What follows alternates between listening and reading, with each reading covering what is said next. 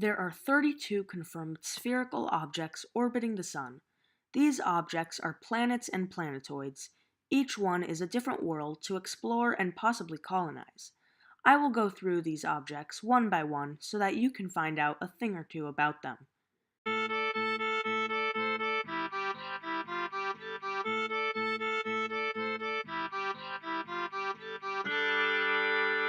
First up is Mercury. Mercury is the closest planet to the Sun. Because of its proximity, it has a less extreme form of tidal locking with the Sun. Instead of rotating once every time it orbits the Sun, which would create a permanent day side and night side, it rotates thrice every time it orbits twice. This creates a solar day length that is synced to be exactly twice as long as a year. Note, a common listed day length is 58.6 days, 2/3 as long as a year. But this is the sidereal day, not the solar day.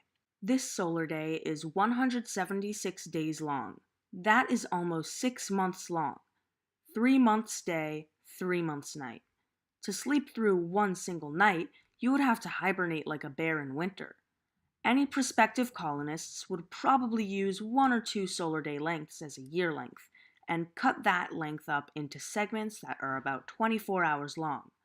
Also, Mercury could use one single time zone because while on Earth day and night are synced to, well, day and night, on Mercury day and night are months long. They don't change daily. Basically, you can think of day and night on Mercury as summer and winter on Earth. We don't set time zones to summer and winter, so out of convenience, Mercury could have one time zone. Mercury is the smallest planet in the solar system. This is assumed to be the result of being so close to the Sun. Mercury might have started off bigger, but being so close to the Sun has burned off most of its crust and mantle, leaving it with just a thin crust surrounding a huge iron core. This iron core would generate a magnetic field if Mercury didn't rotate so slowly. Planets need to spin on a daily basis, like Earth, to generate a magnetic field. With its months-long day, Mercury's iron core is just a ball of metal.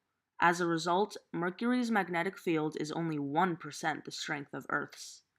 Since Mercury has such a weak magnetic field, its atmosphere has been stripped away.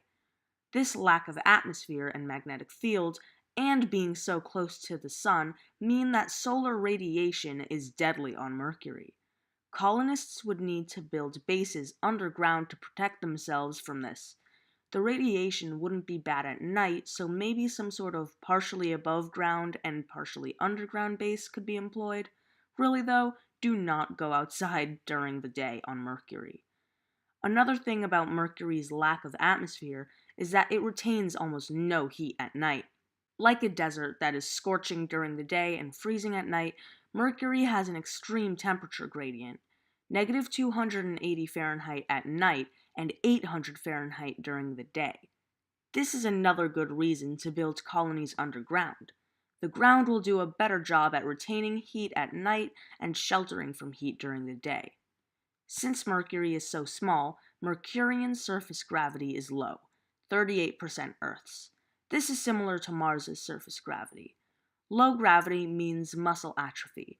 This could be stopped by a tilted spinning colony that would add centrifugal force to Mercury's gravity. Unfortunately, it would take a lot of energy and would be hard to build underground. Also, it's fairly complex.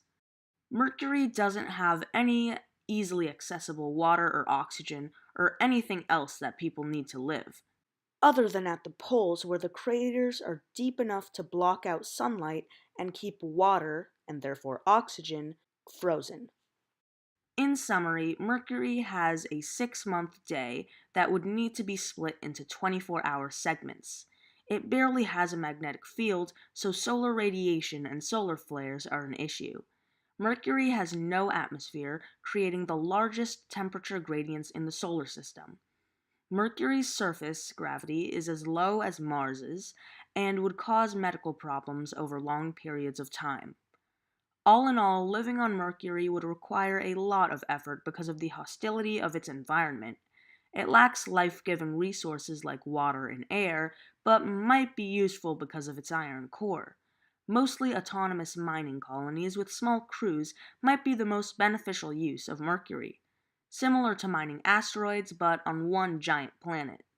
Whatever its future uses are, Mercury is currently uninhabited.